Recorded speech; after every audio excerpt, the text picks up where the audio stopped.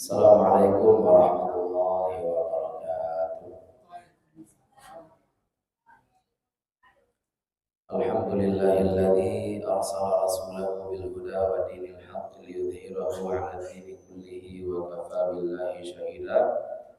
Asyhadu an la ilaha illallah wahdahu la syarika lah wa asyhadu anna Muhammadan 'abduhu wa rasuluh.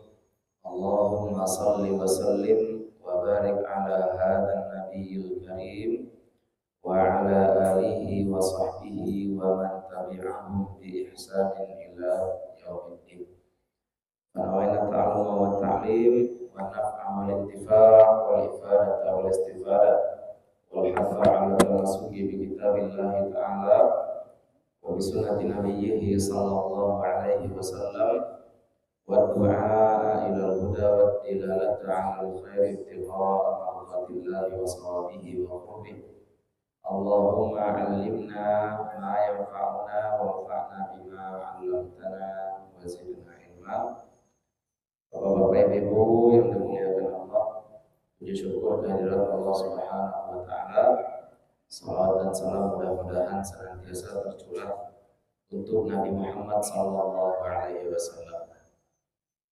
Mudah-mudahan dilimpahkan pula untuk keluarga dan para sahabat beliau serta kepada siapapun yang telah menyampaikan ajaran beliau kepada kita, termasuk orang tua dan guru-guru kita. Mudah-mudahan kita, keluarga kita, anak cucu kita semuanya tetap berpegang teguh kepada apa yang telah dibawa oleh Nabi Muhammad SAW, sehingga nanti di akhirat kita bisa dibangkitkan bersama-sama dalam barisan beliau dan mendapatkan syafaat dari beliau.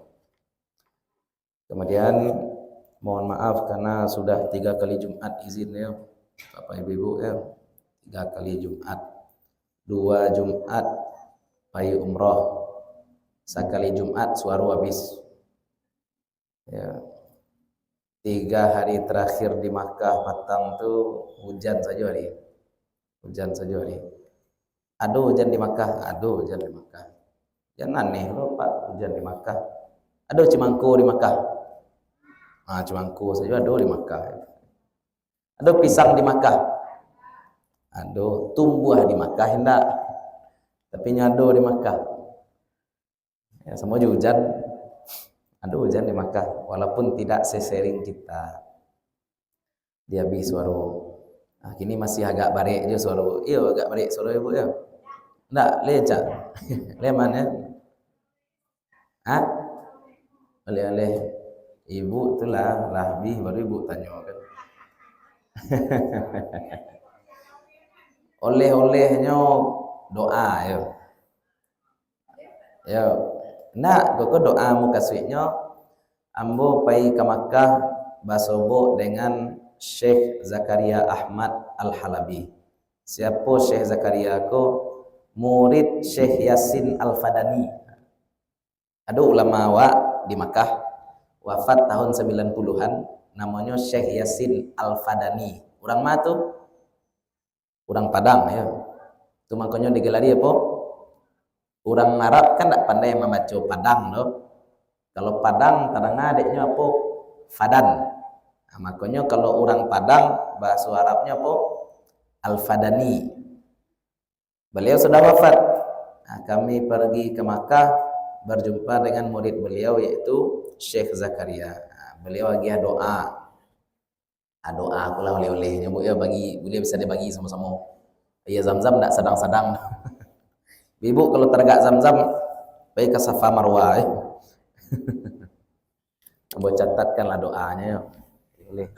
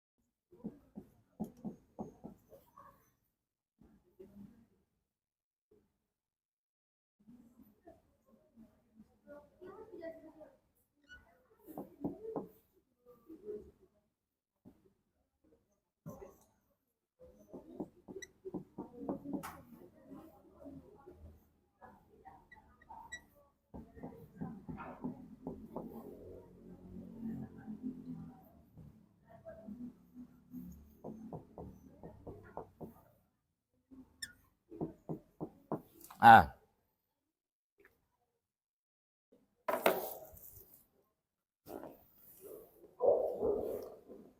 iko oleh doa, kecek beliau acuk-acuk baca iko.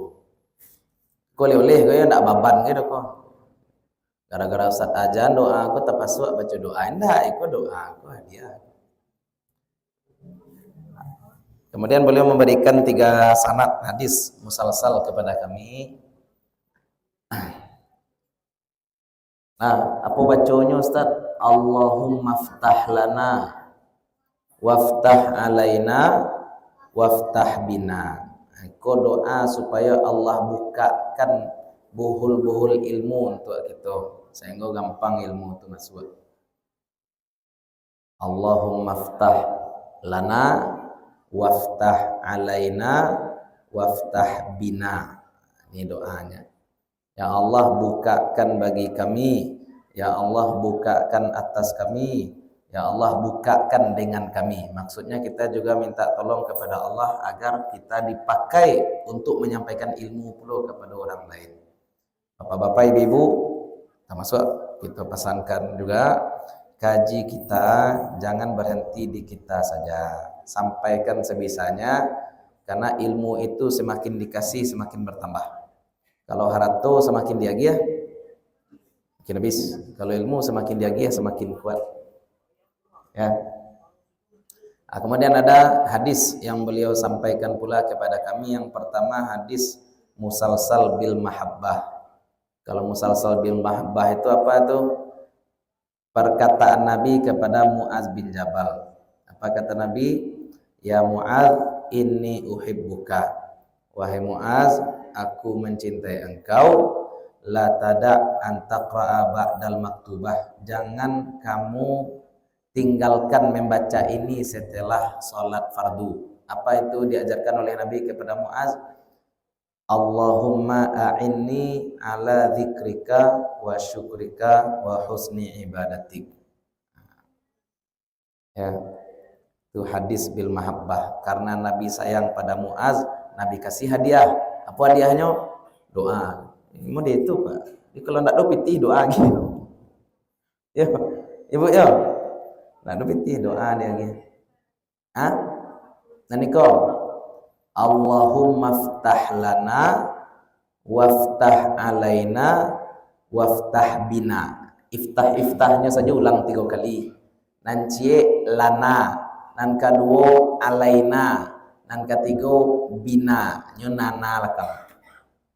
Allahumma iftah lana waftah alaina waftah bina. Ulang lihat. Allahumma iftah lana waftah alaina waftah bina. Katakan qabilna. Mau itu dulu gaya orang magi sana. Qabilna. Kami terima.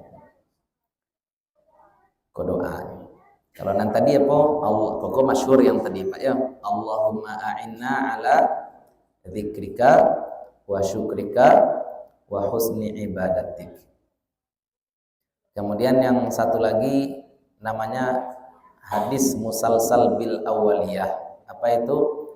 Irhamu man fis sama yarhamukum irhamu man fil ardi yarhamukum man fis sama. Sayangi yang ada di bumi, maka yang ada di langit akan menyayangi kamu. Orang saleh, Pak, orang saleh itu didoakan oleh malaikat. Ya, orang saleh didoakan oleh malaikat. Makanya termasuk cerita tentang Uwais Al-Qarni. Ya, jadi malaikat itu membicarakan kebaikan seorang hamba. Siapa hamba yang dibicarakan kebaikannya? Itu Uwais Al-Qarni. Karena dia menyayangi ibunya. Itu hadis musalsal bil awaliyah. Kemudian ada hadis musalsal biyaumil jumu'ah. Hadis musalsal biyaumil jumu'ah ini juga dinukil oleh Imam Al-Ghazali di dalam Bidayatul Hidayah, bahwasanya pada hari Jumat itu ada satu waktu mustajab. Pada hari Jumat ada satu waktu mustajab yang kita tidak tahu entah itu pagi, siang atau sore. Yang penting ada satu waktu di hari Jumat Kalau kita berdoa pas di waktu itu, Allah kabulkan doa. Makanya hari Jumat ini perbanyak doa. Bila tuh Ustaz, enggak do Nabi mengecek. Nabi cuma katakan ada satu waktu di hari Jumat, kalau kita pas berdoa di waktu itu, Allah kabulkan doa. Karena kita tidak tahu, makanya kita banyak-banyak doa hari Jumat. Nah sekarang hari apa Bu? Hari apa sekarang Pak? Hari Sabtu. Hari apa ini? Kalau hitung-hitungan fikih, hari itu bergantinya ketika maghrib. Nah, minggu besok mulai ya. Ya banyak-banyak doa di hari Jumat. Kapan? Tapi ada yang menyatakan kapannya itu ketika Pak, antara dua khutbah. Ya, ada yang mengatakan antara dua khutbah. Tapi itu termasuk doa mustajab. Yang penting kita tidak tahu kapan di hari Jumat ini doa mustajab. Pokoknya banyak-banyak doa di hari Jumat. Ada satu waktu kalau pas kita berdoa di waktu tadi, maka Allah kabulkan. Aiko oleh-oleh Makkah. Kalau oleh-oleh nan modeko, ibu-ibu tanya ke orang pulang dari umrah, ndak akan diagihnya oleh-oleh. Oleh-oleh kurma Joya Zam-Zam itu sudah terlalu mainstream, bisa dicari di Safa Marwah. Tapi koko Pak cari Safa Marwah nak pek yo. Lah koko khusus untuk awak-awak saja ya. Artinya, naniko, ya Allah bukakan bagi kami. Ya, bukakan bagi kami. Ada orang lah baraja tapi nak masuk-masuk aja. Ya, bukakan bagi kami. Waftah alaina, bukakan di atas kami sehingga menampung tu lesuh. Waftah alaina, kemudian waftah bina, buka dengan kami. Waftah bina, kok maksudnya apa? Jadikan pula ambo bisa membukaan bagi orang. Membukakan apa? Ilmu ya. Itu ambo dapat dari Syekh Zakaria Al-Halabi, murid Syekh Yasin Al-Fadani. Jauh-jauh ke Makkah, bacari ilmu. Kiranya ilmunya dari siapa? Orang Padangnya Pak. Al-Fadani ya. Sama ibu-ibu pergi ke Makkah, Bali galang koka apa Pak? Ada galang koka di Makkah itu. Nan ranca galang koka itu made in Indonesia. Nan babali di Makkah itu galang koka, nan ranca made in Indonesia. Kayu asli, kayu sabi itu. Atau payah ke Makkah, kini kokonan banyak dijual orang, termasuk Pak, bukhur, pengharum ruangan yang dibakar. Bukhur. Lihat tahu kok ndak oleh-oleh Makkah gitu kan. Ada namanya bukhur. Kalau di Masjidil Haram kan yang masuk ke dibawanya bakal lilian kiswah supaya harum kiswah Pak ya. Itu namanya apa Bu? Bukhur. Bukhur nan paling maha kiranya produksi Kalimantan. Awak jauh-jauh ke Makkah cari oleh-oleh kiranya dari awak aja kiranya. Indonesia kok kayu sebenarnya. Kayu. Rupiahnya saja lemah. Nah, itu oleh-oleh umrah. Ya Allah, bukakan bagi kami. Allahumma ftah lana.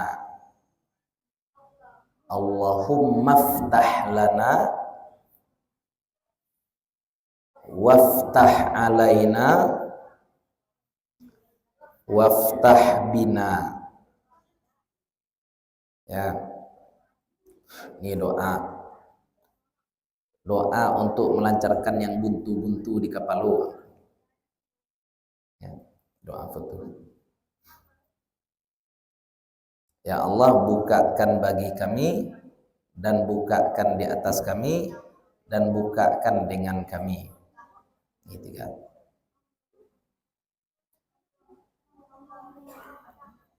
Olah ulun.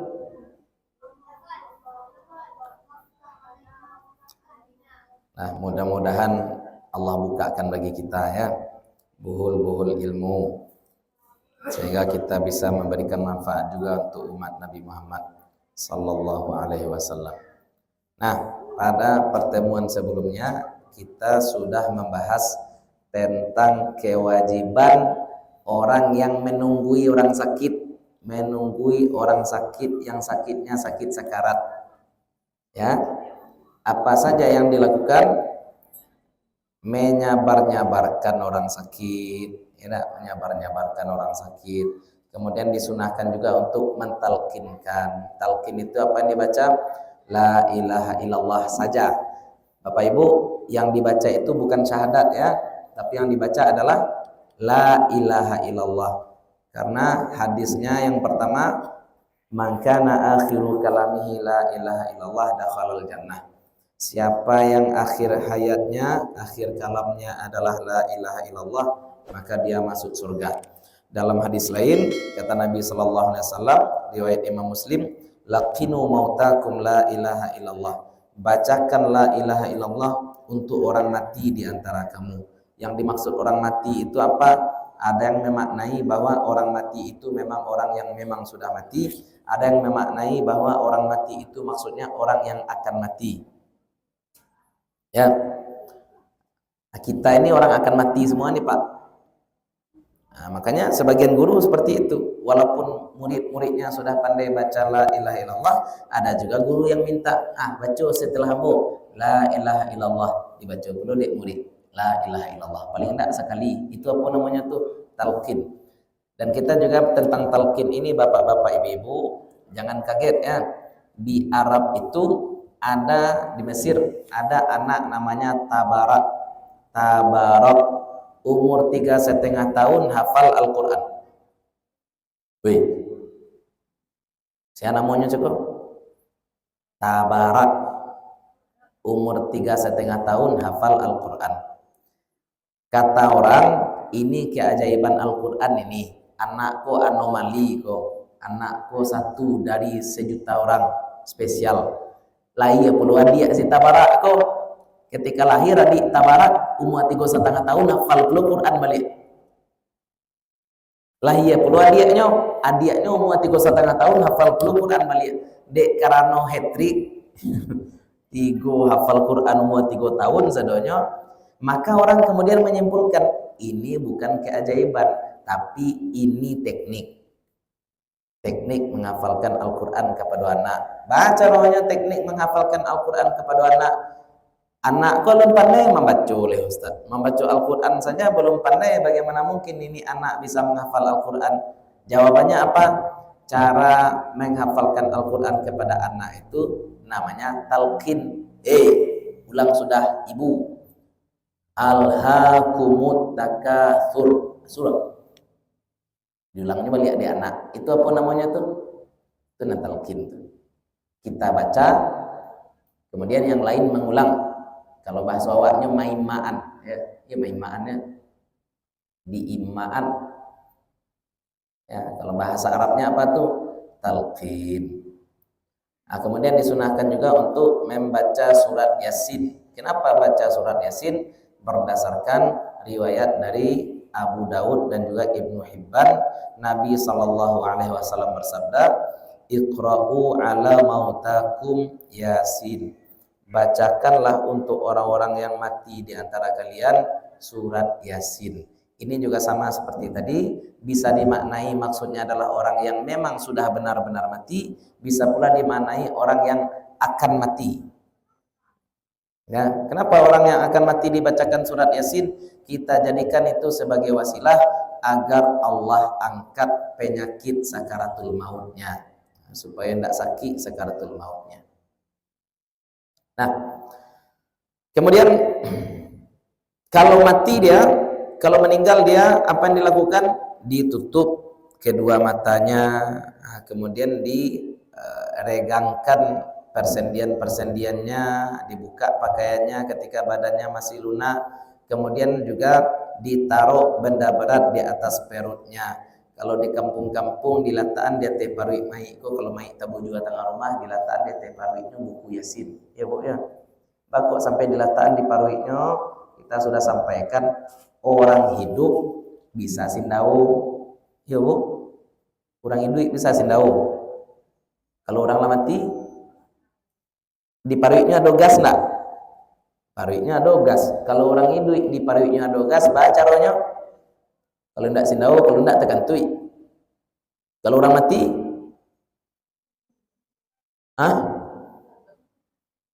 nak mungkin tekan tuiknya lah.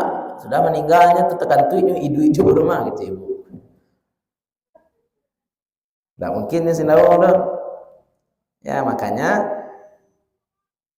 diletakkan di teh paruit lah. Ya, kontraksinya enggak bisa deh. Diletakkan di teh paruit supaya enggak kambang paruit.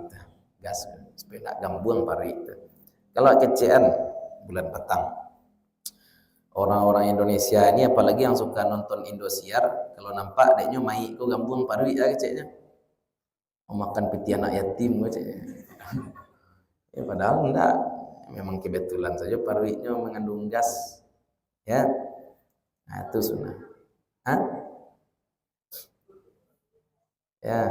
Nah, sekarang kalau sudah selesai itu semua apalagi? Nah, ini baru kita masuk pembahasan fardu kifayah kita terhadap orang yang meninggal. Yang pertama adalah memandikan jenazah.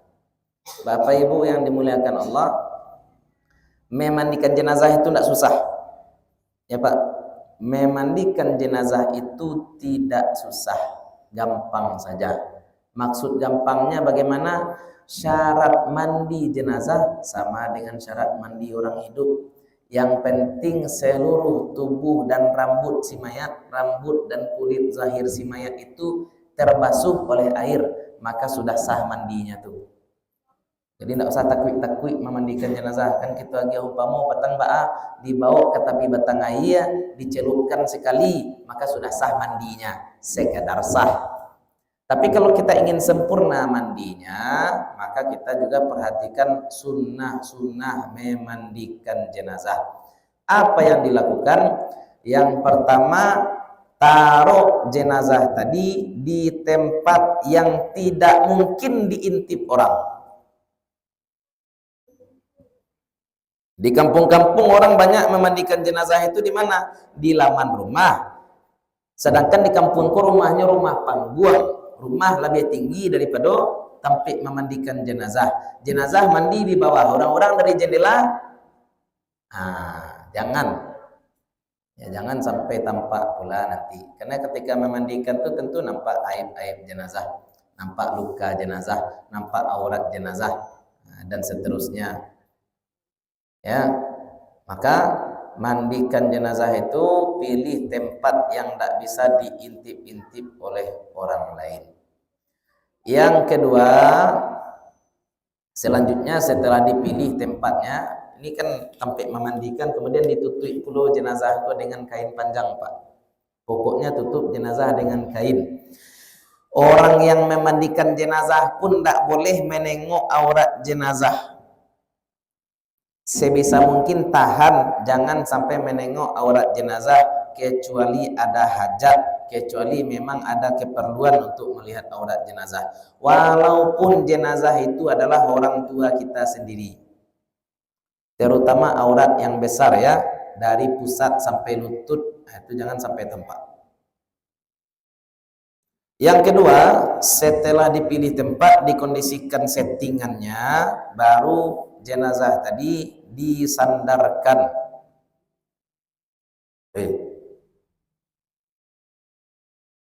Kalau mati lu. Ya Bu.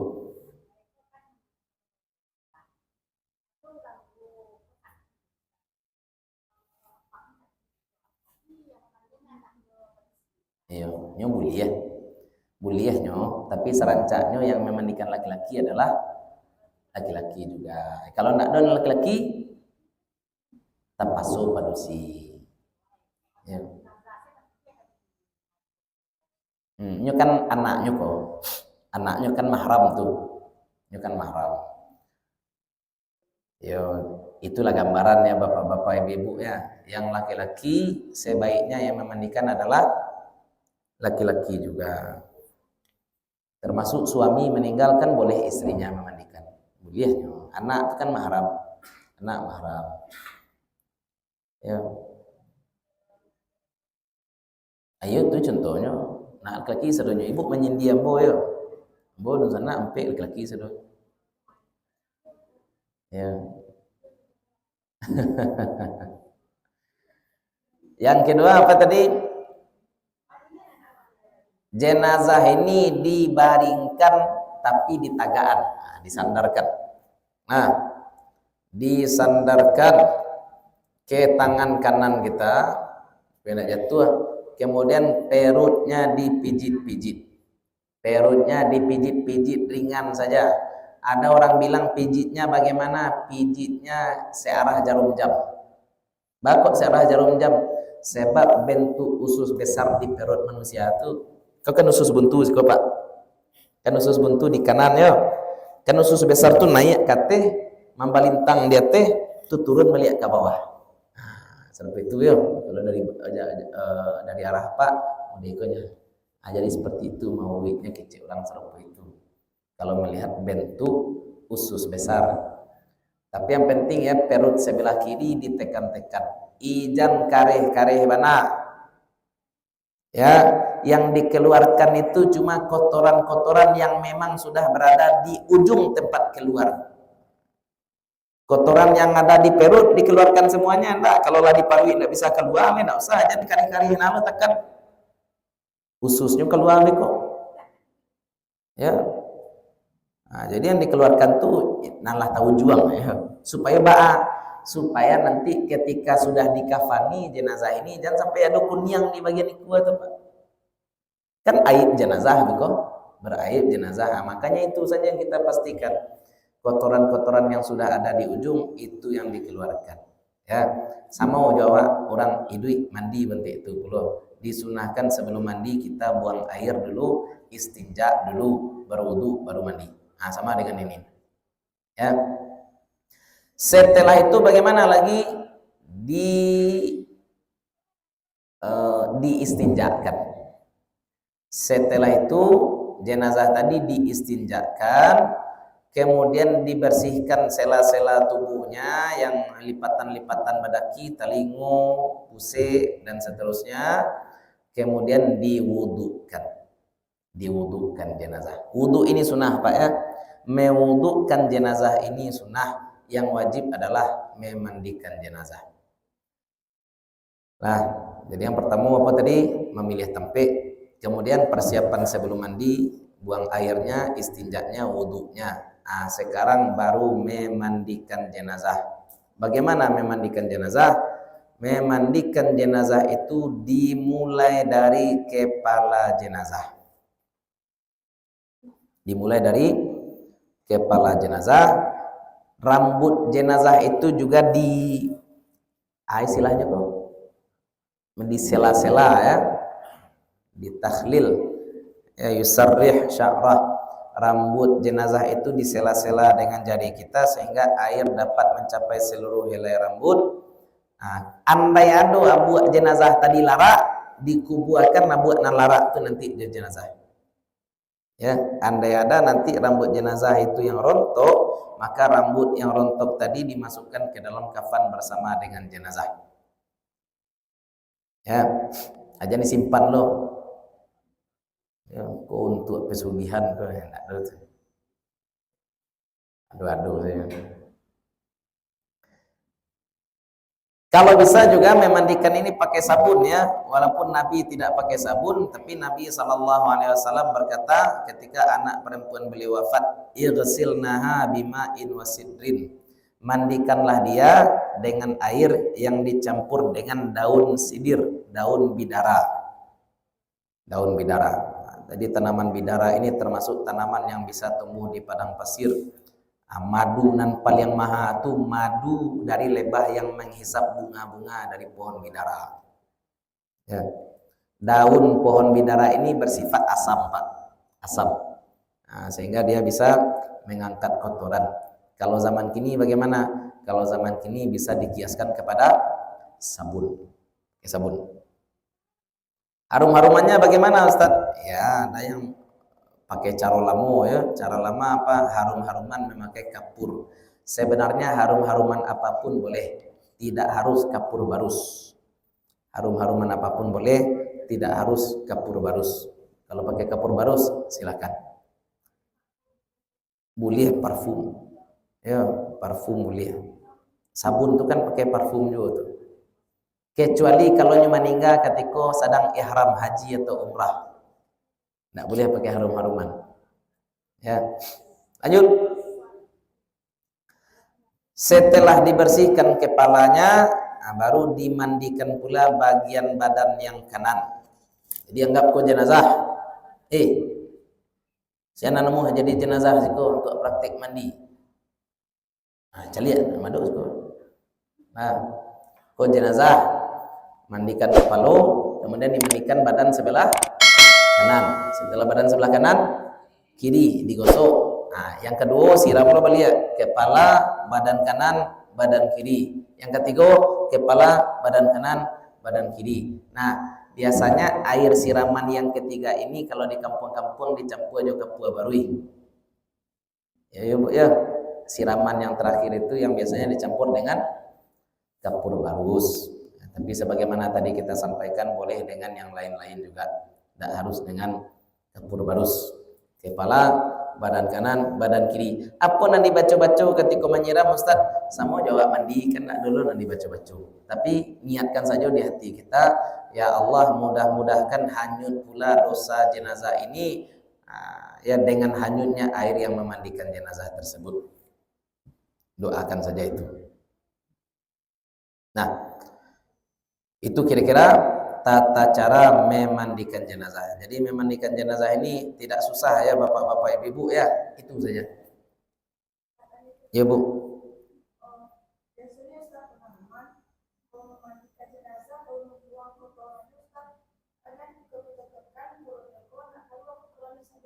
Ya.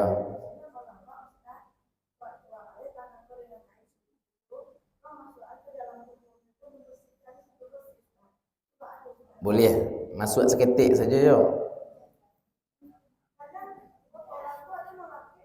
Batu Ya, sebab tujuan kita supaya kain putih, kain kapan tadi ndak. Betul itu. Ya, tapi bisa ibu pakai sarung tangan lah yo. Ya. Ya itu cara memandikan. Tapi bayangkan itu cek lagi. Bayangkan jenazah ini orang hidup. Bayangkan jenazah ini orang hidup. Orang hidup kalau di modeton tak pakai anaknya. Hanya kasar-kasar nak, alui-alui saja. Ya, lembut-lembut saja. Jangan 10 jari itu. Ya, sekedar yang di ujungnya saja dibersihkan ya. Ibu 2 jari, 3 jari ibu masukkan dulu.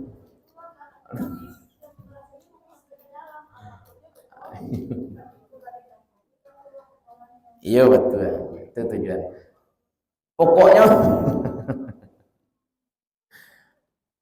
Pokoknya bayangkan saja, mai kokonya orang hidup. Andai sesuatu yang akan kita lakukan ini menyakiti bagi orang hidup, jangan dilakukan itu pada jenazah. Itu saja sih. Kalau memang perlu untuk dibersihkan, karena kita takut tadi ya, andai nanti membayang kuning atau coklat ke kain kafan, Ustaz malunya nanti. Nanti dalam mengafani, salah satu adabnya mengafani apa? Ditutup semua lubang-lubang mayat tadi. Yo, di labihan kapehnya, di bagian dubur, kubul, talingo, hidung. Jangan sampai nanti mukanya lebat ketuik Pak, kiranya ada 2 buah kunyang itu kan. Salimu lo jenazah. Padahal kan boleh jadi ayah orang memandikan tuh masuk ke hidung. Ya, ayah orang memandikan tuh masuk ke hidung ketika mai kok di tagaan beliat ayah kok keluar, bisa jadi. Makanya dilebihkan kapas ya di lubang-lubang jenazah, lubang telinganya, lubang hidungnya, kubulnya, dan juga duburnya. Tapi yang masalah mengistinjakan jenazah tadi, bayangkan kalau kita melakukan itu pada orang hidup, andai akan menyakiti, batihnya awak kira-kira tahulah ya, sebatas yang sekira-kira tidak menyakiti jenazah. Kewajiban selanjutnya setelah memandikan apa? Aku kalau di kampung prakteknya bagi-bagi kerajo Bapak Ibu yo, sebagian memandikan, sebagian sudah menyiapkan kain kafan. Sebagian memandikan, sebagian menyiapkan kain kafan. Supaya ketika mayat sudah selesai dimandikan bisa langsung diangkat ke tempat kain kafan. Ya. Kain kafan ini bagaimana? Kain kafan ini menutup aurat, minimal menutup aurat.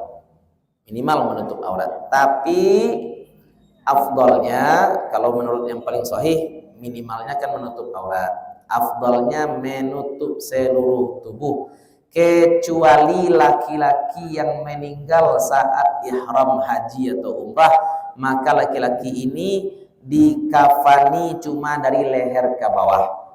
Sebab laki-laki ihram tidak boleh pakai penutup kepala.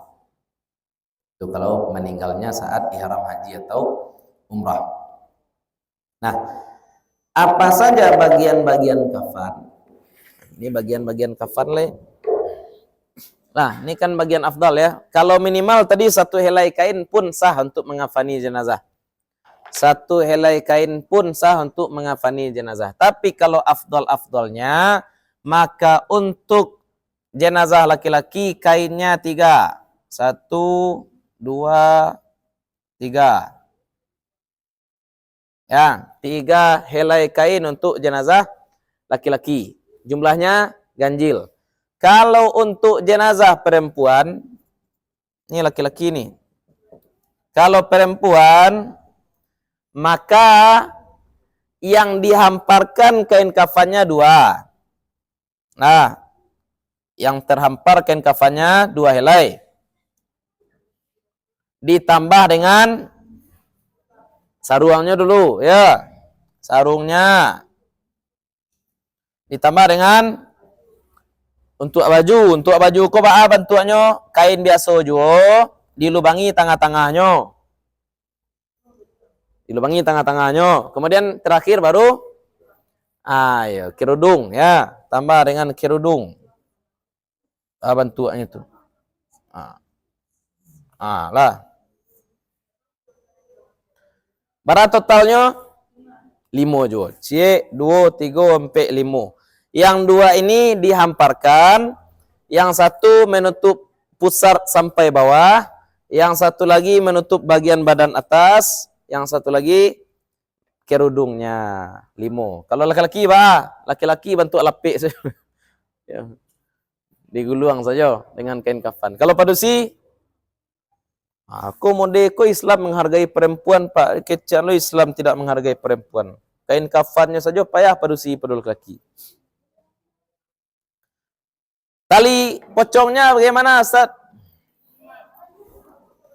5 jadi, 7 jadi. 5 boleh, 7 boleh.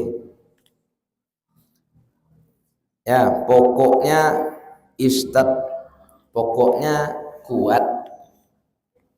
5 boleh, 7 boleh. Kemudian mengafani jenazah jangan lebay ya.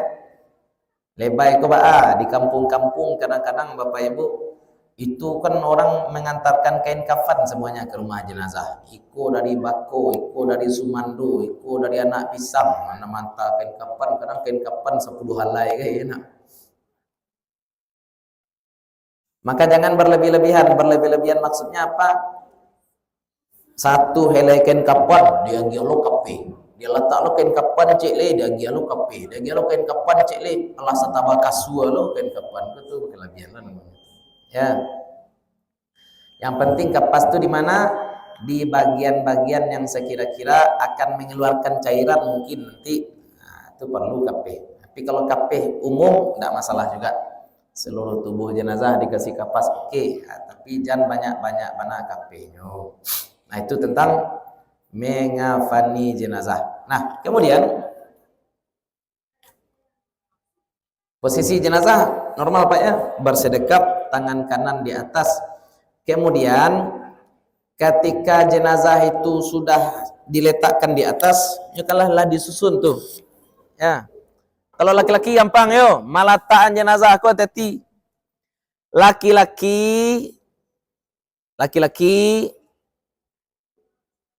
Itu kan diguluang Pak, dari tempat memandikan ke tempat mengafani kan diguluang tuh. Orang duduk sekali kain kafan, kau perhatikan juga aurat di bawah jenazah itu. Jangan sampai ditutup bagian hati orang duduk, nampak macam. Enggak. Yo, itu dek pengalaman ambo pribadi itu. Ya, makanya diguluang. Jadi bagian bawah pun enggak nampak auratnya. Ya, ambo waktu ketek-ketek dulu agak trauma aja sampai kini. Nampak jadinya sesuatu yang seharusnya enggak tampak. Makanya digulung. Jadi atas bawah auratnya sama-sama terjaga, baru diletakkan di kain kafan. Kain penutup itu ditahan terus, ya, sampai digulung jenazah, baru anjaan kain panjang. Apalagi jenazah perempuan. Kalau jenazah perempuan ya agak panjang tuh. Dan kalau bisa kalau jenazah perempuan jangan yang laki-laki ikut-ikutan ya. Kalau bisa, sebisanya. Kalau anaknya, minantunya balai, itu nak bisa menggendongnya ya enggak. Nah, ini kan sudah disusun nih jenazah perempuan, maka ketika jenazah perempuan sudah ditaruh, pasang saruangnya dulu. Lipean kainko. Dilepean kainko, dipakai kerudung. Setelah dipakai kerudung, baru kemudian baru dibungkus. Nah, dengan yang 2 lembar ini, dengan kain yang 2 lembar ini. Baru diagih tali. Talinya bagaimana, Ustaz? Talinya kalau ini pocong, kok pocongnya yo.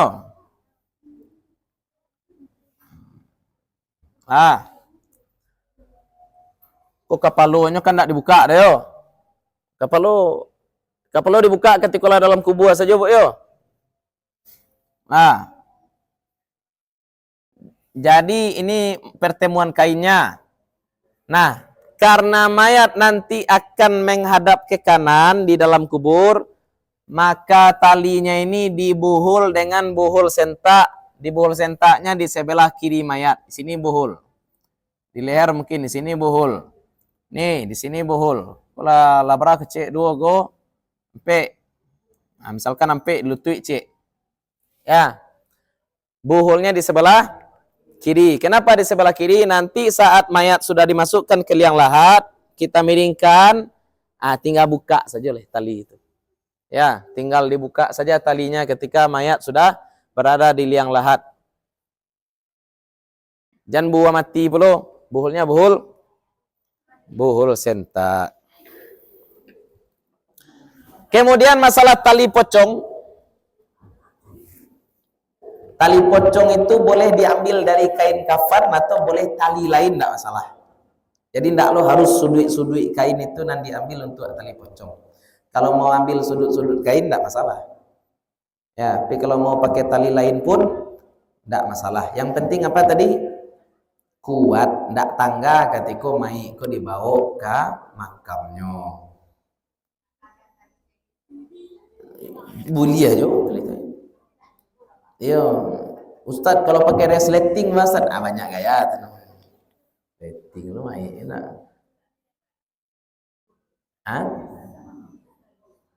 Batalinya Bu? Iya, dikubuakan belum. Ya, kemana ke Bu bawa tali itu? Ya. Untuk jimai, untuk jimai itu tali itu.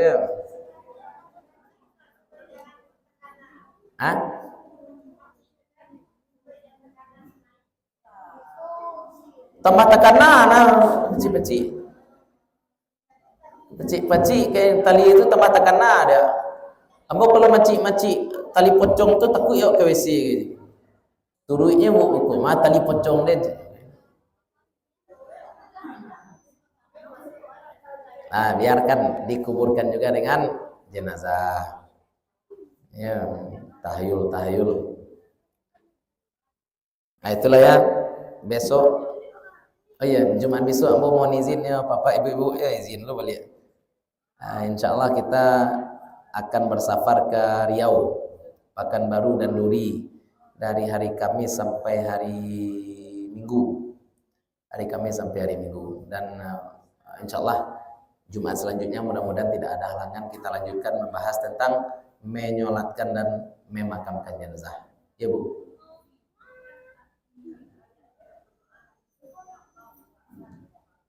bagi kami dibukakan sadonyo, ko rasaki dibuka, ko ilmu dibuka, kesempatan beramal dibuka, kan umum ko. Ya, dibuka sadonyo. Nah, tapi kalau nanambung ngecek dengan beliau, dengan saya Zakaria, awak dek kurang pelajar, dek penuntut ilmu agama, nanti diminta dibuka itu apa? Ilmu. Ya. Umum ke doa dan lain-lain terbuka. Itulah barangkali kajian kita malam hari ini, mudah-mudahan bermanfaat bagi ibu, bapak-bapak, terutama untuk kami pribadi yang menyampaikan. Semoga sebagaimana Allah kumpulkan kita di sini, Allah kumpulkan pula kita nanti bersama-sama dengan Rasulullah sallallahu alaihi wasallam. Mohon maaf kalau ada yang salah, ada yang kurang, ada sesuatu yang tidak kami letakkan pada tempatnya. Assalamualaikum warahmatullahi wabarakatuh.